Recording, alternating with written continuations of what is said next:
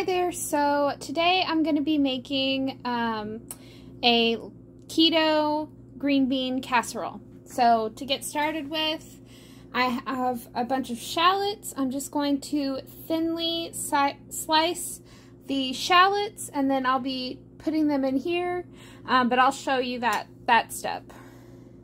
Okay, so once you've chopped them or sliced them up as fine as you can, the finer the better, then you're going to use some kind of oil. I'm going to be using a combination of butter and coconut oil.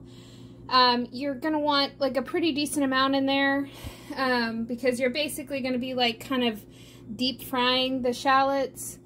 So yeah, just put plenty of whatever cooking oil you're using. You could also use avocado oil in the pan, and then we're just gonna get it heated up, and then we're gonna put the shallots right in. I would say set your skillet to about in between medium and high for now, and then once it's hot, that's when we're gonna put the shallots in. Alright, so I turned the burner down to medium, and now all the oil has melted and I've got a good sizzle, so I'm just going to go ahead and add all the shallots right in. Okay, and then just let these saute for a while. I turned the heat up to in between medium and high, because you're going to want these to kind of crisp up. So just keep an eye on it. You don't have to continuously stir it around. It's okay if it doesn't, if it like just sits.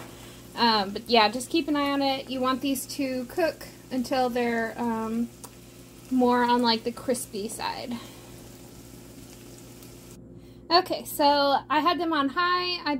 I can't remember how long I was cooking them. Seemed like it was a pretty good amount of time, like maybe about 10 to 15 minutes on high heat. But this is what they should look like and have like a little crisp to them. So I'm just going to set these aside for now, and then I'll get started with making the cream of mushroom soup.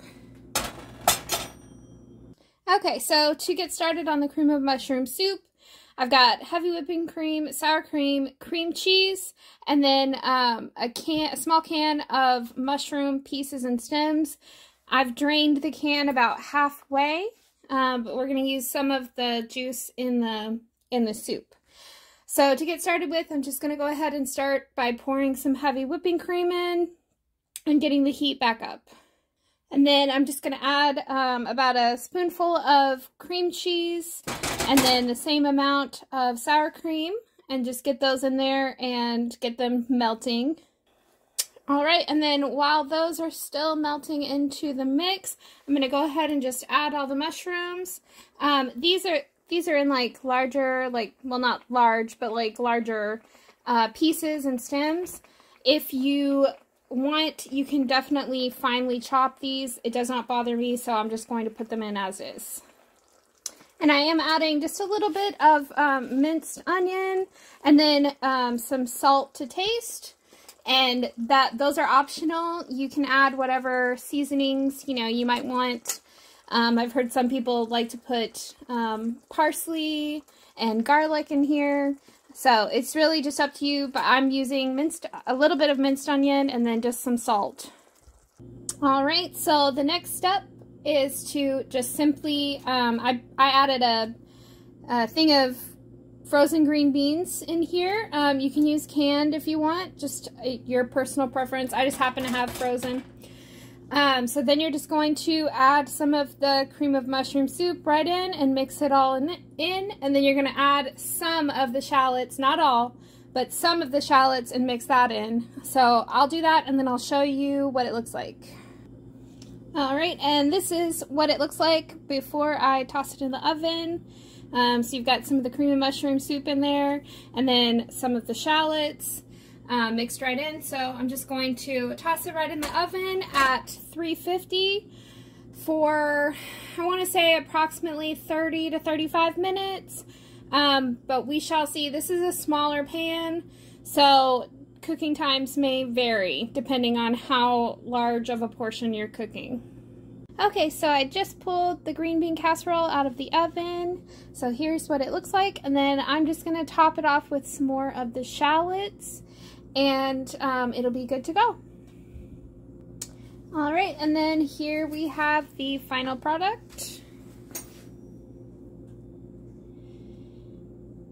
And like I said, this is a smaller serving size, so if you're making for a larger crowd, definitely just adjust the, ingredients to suit your needs.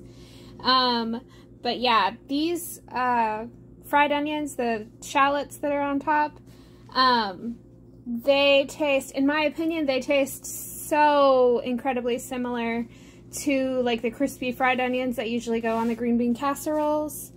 So I don't feel like I'm missing out on anything.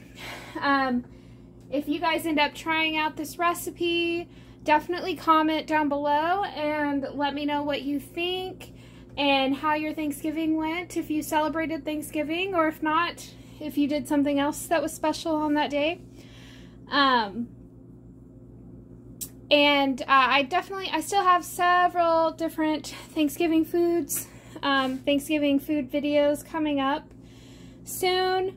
I think I've got like 4 more on the way. So definitely be sure to like, share, comment, and subscribe, and hit that bell notification so that you are notified whenever I upload more videos just like these. All right, thanks guys. Have a great one, and happy Thanksgiving if you're celebrating Thanksgiving.